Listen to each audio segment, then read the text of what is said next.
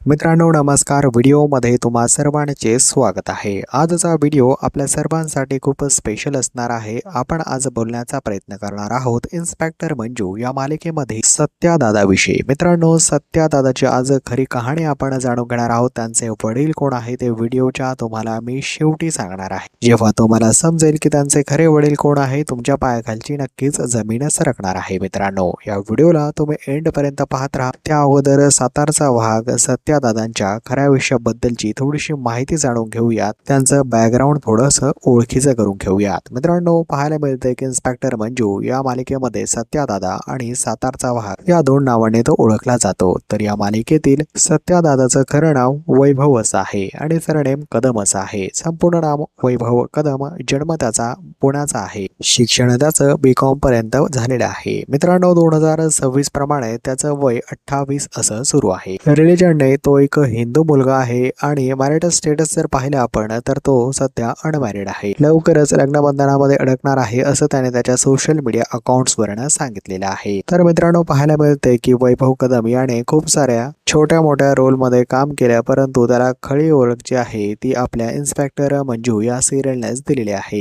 तर मित्रांनो ही होती वैभव कदम म्हणजेच इन्स्पेक्टर मंजू या मालिकेमधील सत्यादादाची खरी कहाणी.